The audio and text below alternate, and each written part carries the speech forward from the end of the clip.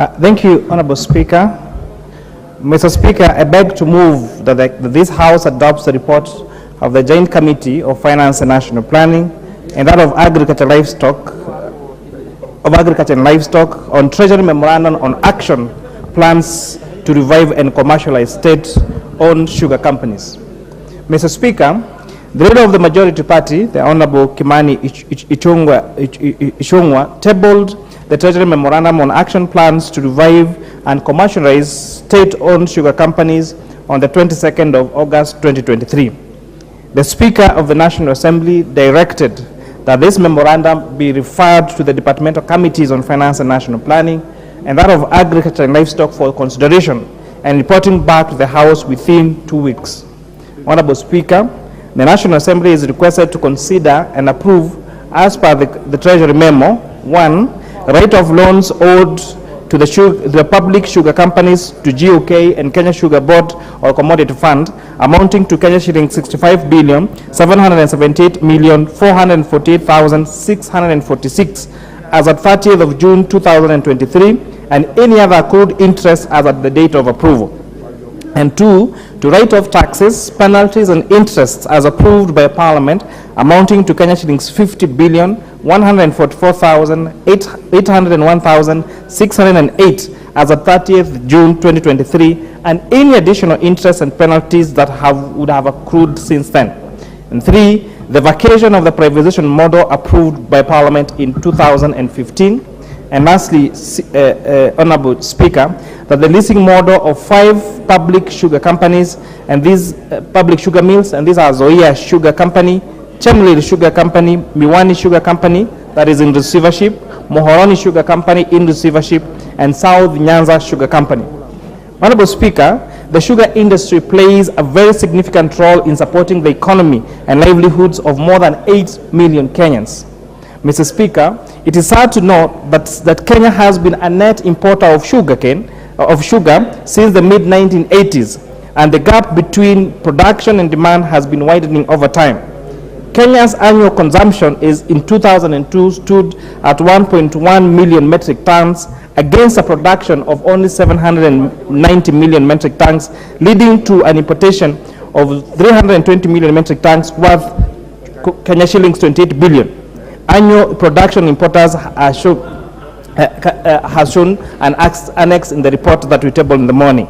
Mr. Speaker, the objective of the memoranda is to create a competitive sugar sector with the ability to withstand the withdrawal of COMESA safeguards, with a focus on the modernization of sugar milling plants, which will improve production and operation efficiency, enhance cane development in both nucleus estate and smallholder farms, in addition to improving cane sucrose content to between 13 and 14%.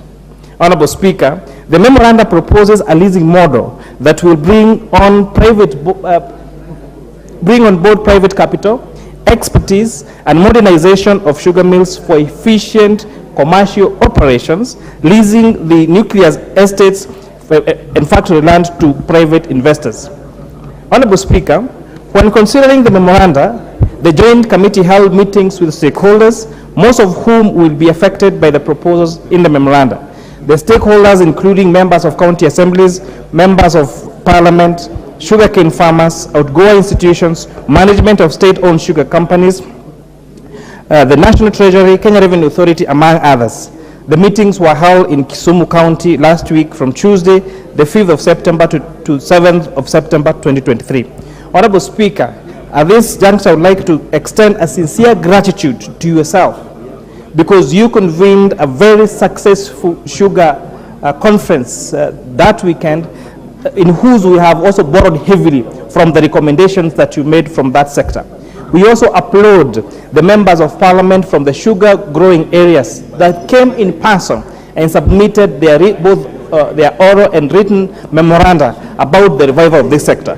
This shows the villa in which the members of parliament across this sugar belt region hold this sector and are willing to do their best to protect the interests of sugarcane farmers.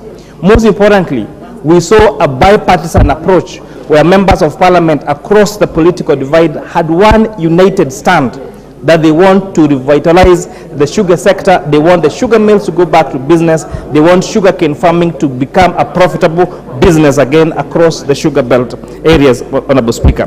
During the stakeholders' engagement, the Joint Committee noted the following: that all the public milling companies were on their knees, and the situation has been made worse by the lack of sugarcane in the country, which has led to temporary closure of the companies. The factories, plants, and machinery has not undergone annual maintenance for years due to lack of finances. And this has, of course, greatly impacted the efficiency of these factories.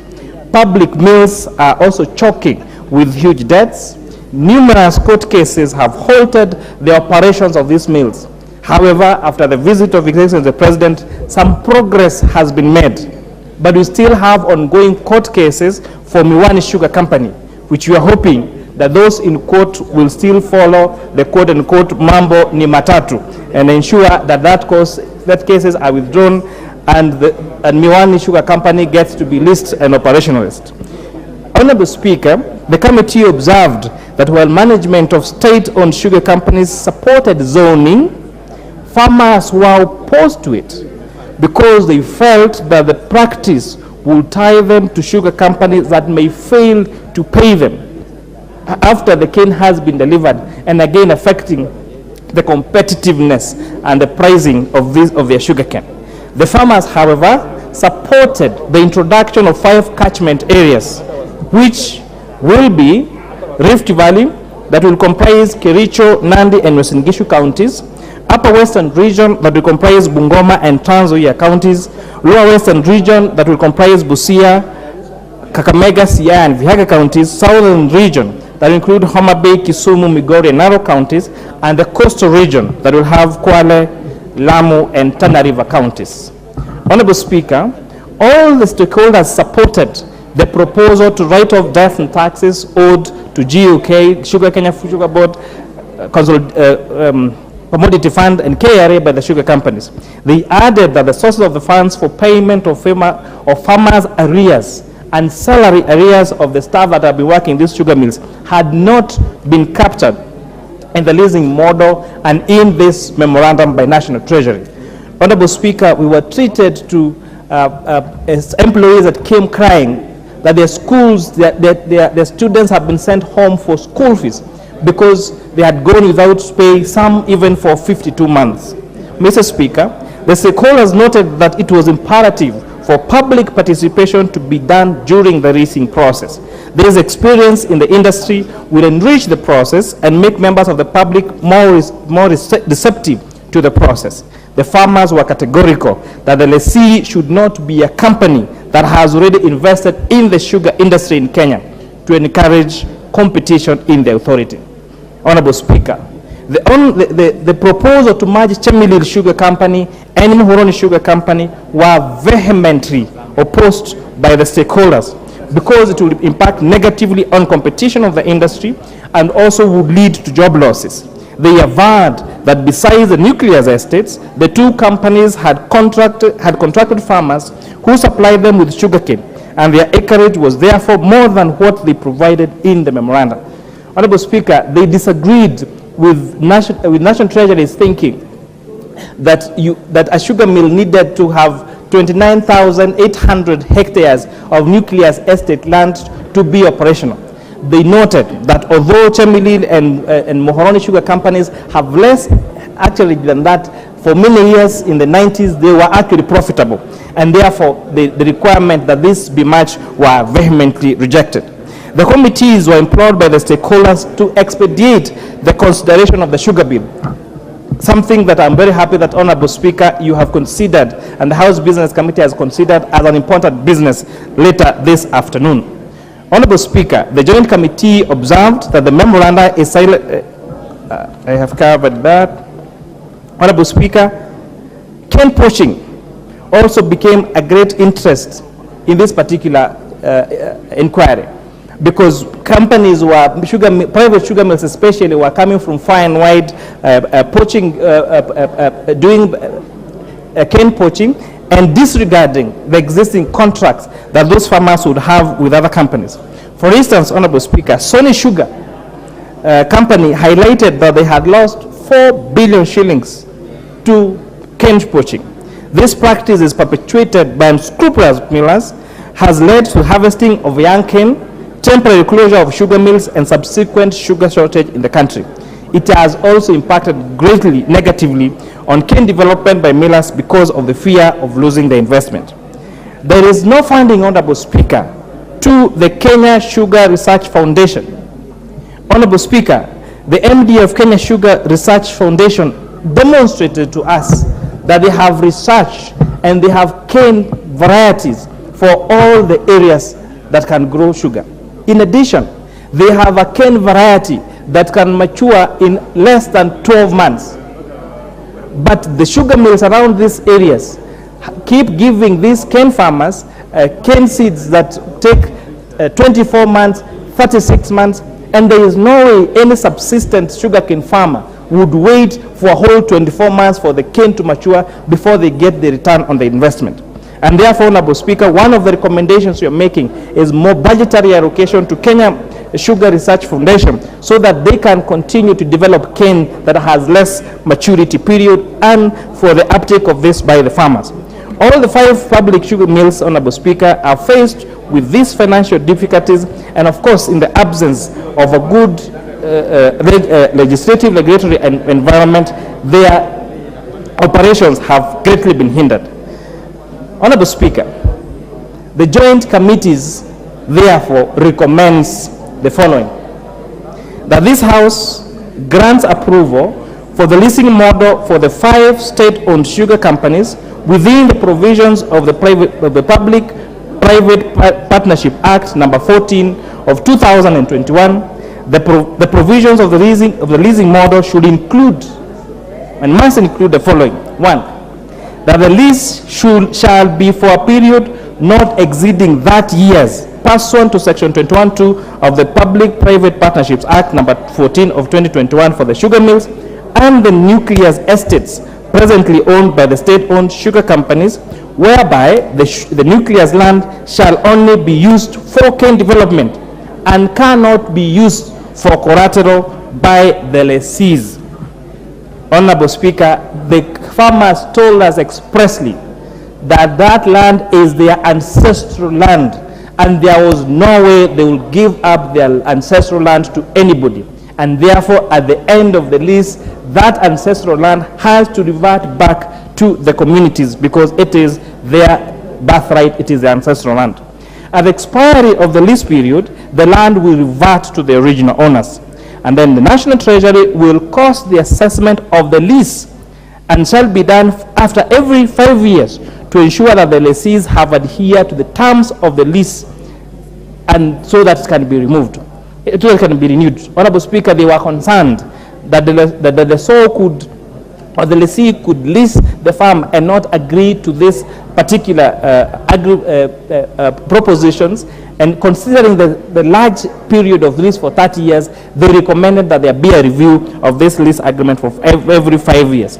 The lessee, Honorable Speaker, shall modernize the sugar mills by installing new machines and technologies to revive the companies, improve the financial well-being of the farmers, create employment both directly and indirectly, and increase government revenue. The lessees shall specify the CSR activities that they will set up in the local community as a requirement for the award of the lessee. They remembered with nostalgia how those sugar mills provided health services, schools around the areas, academies, some even had golf courses, had very well-maintained roads, and they want to know whether the lessee will carry out those CSR activities so that they can have what they used to have, and even much better. The fate of the workers, Honorable Speaker, currently working in the mills was also a great point of consideration. And the lessee, so the workers, the lessee, the lease must contain a clause that will facilitate the fate of the current workers in these sugar factories. The leasing process shall be clearly outlined and shall include stakeholders' engagement. That this exercise should be carried out with public participation and making sure that there is involvement of the farmers. Honorable Speaker, this joint committee also recommends that this House vacates the privatization model that was approved by the National Assembly in 2015. The model that was approved in National Assembly in 2015 as proposed by then Cabinet Secretary or Minister for Finance, Honorable now be vacated so that we adopt this new model. That this House, Honorable Speaker, approves the Cabinet's decision to write off the total taxes amounting to 16 billion shillings, 378,998,407, comprising 9,926,209,019 shillings of principal tax and 231,917,718 as interest, and Kenya shillings 6,221,571,670 as penalties owed by the 5 state-owned sugar companies. Honorable Speaker, that this House approves the Cabinet's decision to write off loans that are owed to the GOK to the sugar companies through the Kenya Sugar Board and the Commodities Fund, amounting to a total of 65 billion shillings, 778,448,646. That, Honorable Speaker, within 90 days of this House's resolution to adopt this report, the National Treasury shall cause payment of Kenya shillings 1,683,397,053 shillings and 69 cents as arrears that is owed to farmers for those 5 state-owned companies. That number 6, Honorable Speaker, that within 90 days of the House resolution to adopt this report, the National Treasury shall cause payment of Kenya shillings 5,234,464 and 5,234,465,033 shillings as salary arrears and other emoluments for the 5 state-owned sugar companies. Number 7, Honorable Speaker, that the House rejects the proposed merger of Chemelil Sugar Company and Muhoroni Sugar Company, and that of the two and that those 2 companies should be leased separately. Honorable Speaker, that the House approves the introduction of the 5 cane catchment areas I had said earlier. But most importantly, where cane supply contracts are signed, that this House approves those 5 catchment areas apart from where cane supply contracts have been signed between the farmer and the miller. The question here is, we want to make sure that cane is available to the millers, but at the same time protect also those millers that will have cane contracts with the farmers, so that we do not have a situation whereby we are forcing farmers to sell their cane where they do not need to sell them, Honorable Speaker. And that the cane supply contract should include the timelines, the cane pricing formula that is developed, and that cane pricing formula would be developed by the Sugar Research and Training Institute and approved by the Sugar Pricing Committee. Honorable Speaker, the farmers were worried that they were not getting the correct price for their sugar, what in other areas we are calling guaranteed minimum price. And therefore, that leasing contract, that cane development contract would include the price of cane, and the price of cane will be proposed by the Sugar Research Training Institute, because they are the institute that have done enough research to know how much it costs to develop the cane, Honorable Speaker. And that the National Treasury and the Ministry of Agriculture and Livestock livestock development should conduct an audit of the debt portfolio of the outgrower companies, including Mumias Grower Companies Limited, Zoria Outgrowers Company Limited, and establish whether they are solvent and can be utilized for cane development, and within 60 days to present a report to this House. And also, Honorable Speaker, I would like to congratulate Honorable Salasia. He was very particular in support of Mumias Outgrowers Association in articulating the plight of his farmers. That within 90 days, Honorable Speaker, the adoption of this report, that the National Treasury shall cause allocation of Kenya shillings 600 million to the Sugar Research Institute for multiplication and popularization of 27 sugarcane varieties that are already generated through research.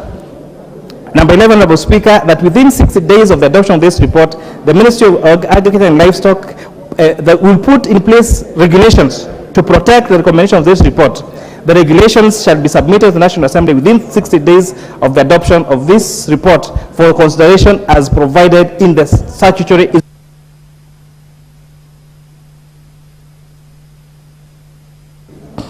And lastly, Honorable Speaker, that within 60 days of the adoption of this report, the Auditor General shall conduct a forensic audit of further debts of 26,717,029,612 cents to ascertain the authenticity of these debts, other debts that are in these sugar companies, and table a report to this National Assembly to facilitate budget allocation and authentication of this debt. And that, with that, Honorable Speaker, I beg to move and ask my co-chairperson, Departmental Committee of Agriculture and Livestock Development, Dr. Mutunga, to second. Thank you, Honorable Speaker. Dr. Mutunga. Thank you, Honorable Speaker. I stand to second